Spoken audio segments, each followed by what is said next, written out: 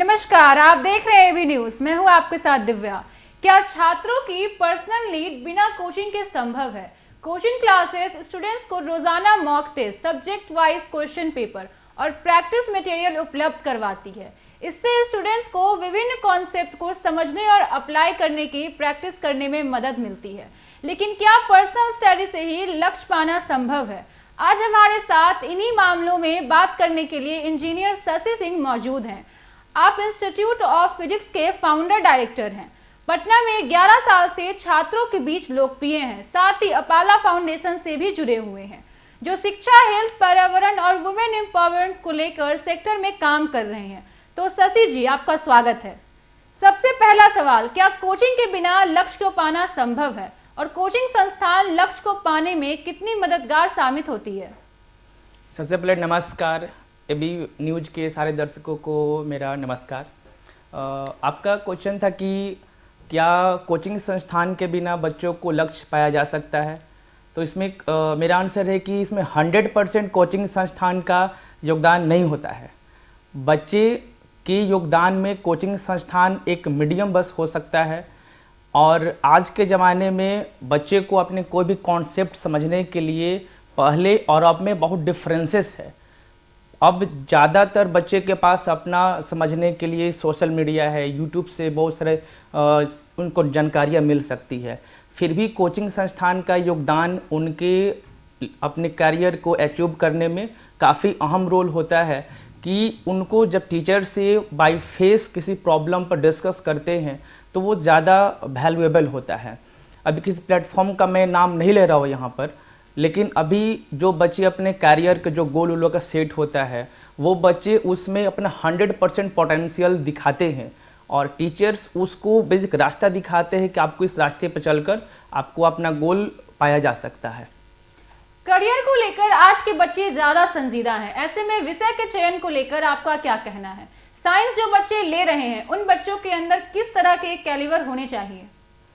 ये बिल्कुल सही क्वेश्चन है। 10th के पास होने के बाद सारे बच्चों के बीच में एक बहुत बड़ा क्वेश्चन होता है कि वो कौन सा सब्जेक्ट को चयन करें। बच्चों के ऊपर में उनके गार्जियंस, उनके टीचर्स या फिर फ्रेंड्स का रहना है कि तुमको फ्यूचर में ये बनना है, किसी को फलाना बनना है, फलाना बनना है।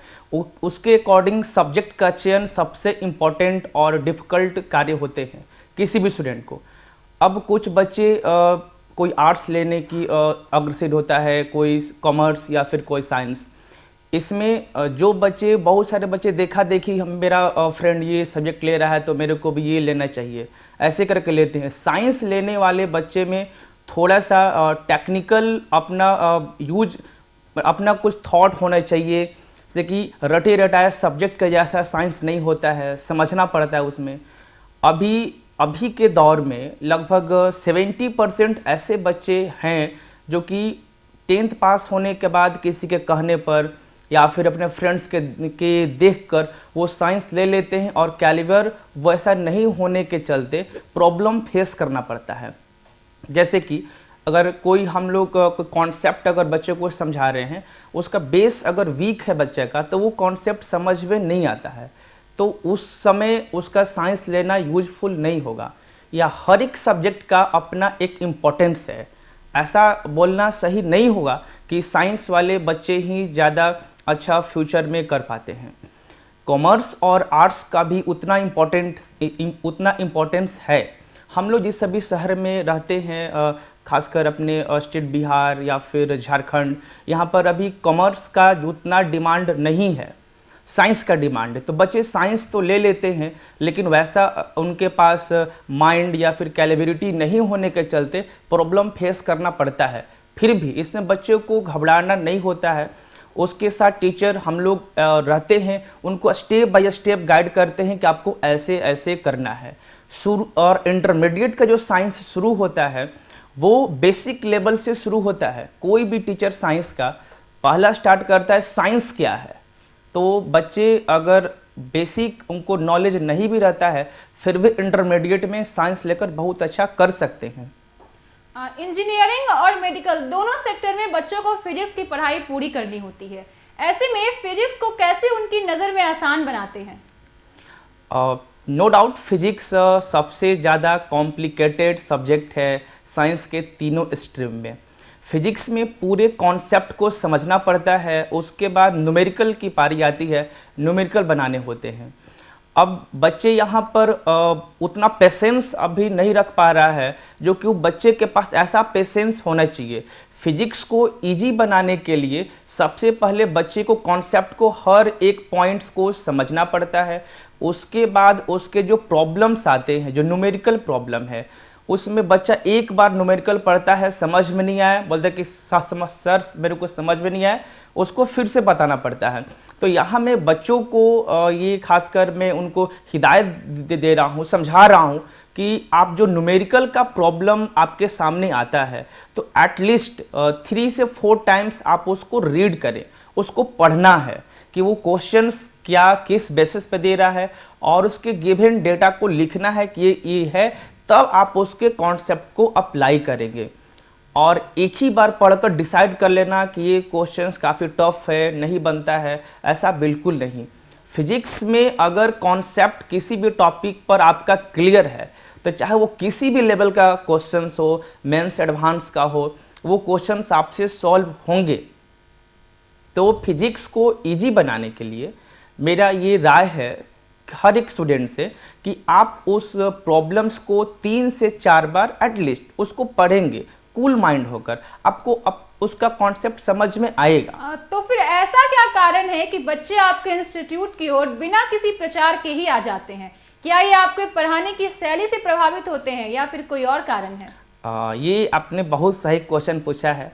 मैं पिछले 11 साल से पटना के बोरिंग रोड वर्मा सेंटर में स्थित मेरा इंस्टीट्यूट है, जहाँ फिजिक्स की क्लासेस होती है, वो भी 6th फ्लोर पर।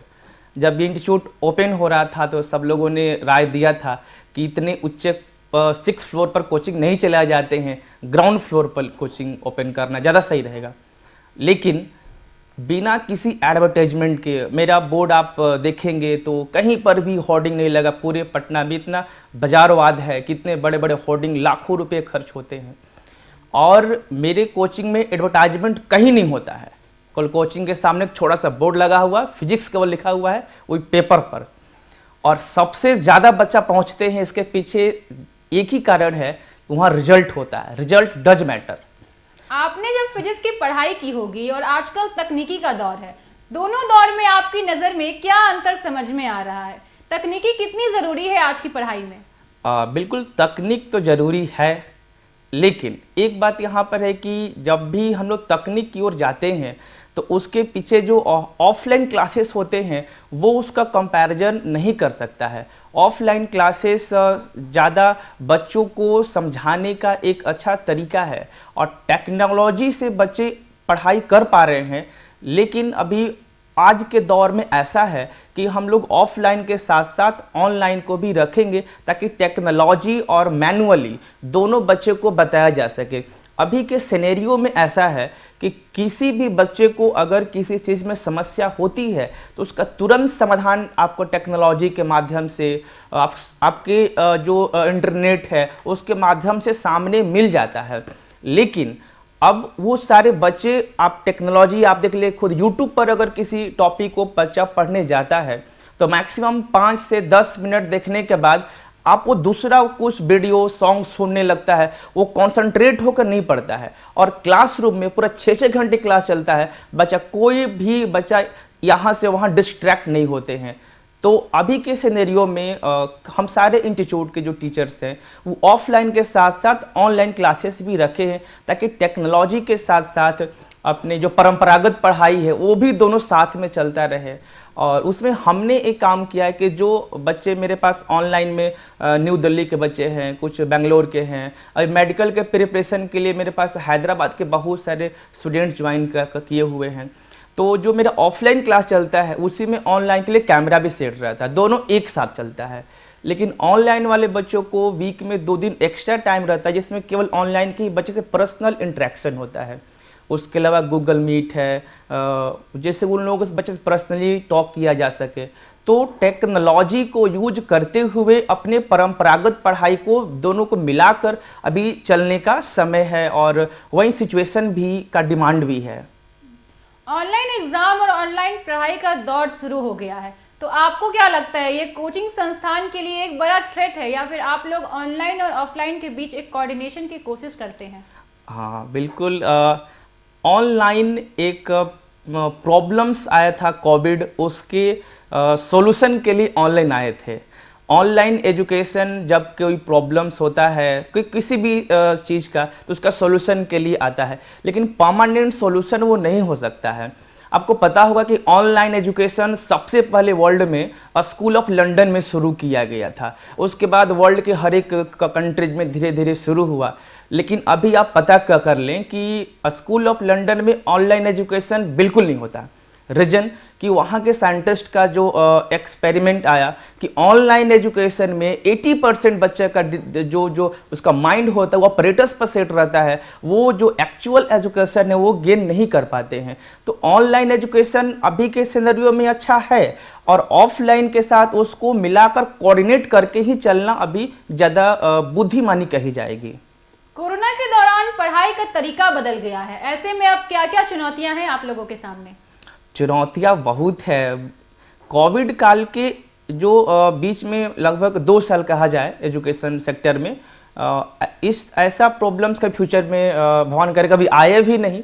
और जब इसमें फर्स्ट जब लॉकडाउन लगा था तो बहुत सारे इंस्टीट्यूट बोले कि ऑनलाइन करना बहुत लोग पॉसिबल नहीं था, और सारे बच्चे के पास भी वैसा व्यवस्था नहीं था कि अपने ऑनलाइन एजुकेशन को कंटिन्यू रख पाए। कुछ बच्चे ऐसे थे जो कि प्लेटफॉर्म पर जाकर ऑनलाइन एजुकेशन लेते थे। तो अभी जो ऑनलाइन एजुकेशन कोविड काल के समय आया था, और उसमें बहुत सारा चेंज आ गया पढ़ाई को लेके। अभी क्लासेस में बच्चे, हम लोग पहले फ़ोन क्लास में एंट्री करते ही उसको जमा करा लेते थे कि आपके काउंटर पर सबका फ़ोन जमा हो जाए, क्लास में फ्री जाना है, फ्री माइंड, किसी कॉल भी नहीं आएगा। लेकिन जब ये कोविड काल आया, कोरोना काल आया, उसकी पढ़ाई और अब की पढ़ाई में बहुत चेंज हुआ है, जिसको लेकर हम लोग सब लोग प्रिपेयर्ड हैं कि उनको कैसे ऑनलाइन ऑफलाइन साथ मिल कर दिया जाए। और ऑनलाइन जो एग्जामिनेशन हो रही है ये बहुत सही है, क्योंकि बच्चे क्लास में पढ़ने के बाद उसका सेल्फ प्रैक्टिस घर पर भी कर पाएंगे। और ऑनलाइन का एक यहाँ फ़ायदा भी है कि जो वीडियोस क्लासेस वगैरह में होते हैं उसको बार बार बैक करके देख सकता है, किसी टॉपिक को दोबारा तिबारा देख सकता है, तो उसको ज़्यादा इससे फ़ायदा मिलेगा। और ऑनलाइन एग्जामिनेशन देकर बच्चे को अपने जो मॉक टेस्ट होता है वो बहुत सही है। तो हम लोग ऑनलाइन ऑफलाइन, मैंने बार बार बोला कि इसको कोऑर्डिनेट करके ही चलाया जा सकता है, और ये ज़्यादा सही भी है। शशि जी, हमारे साथ जुड़ने के लिए धन्यवाद। आज की खास मुलाकात में बस इतना ही। आप देखते रहिए एबी न्यूज़।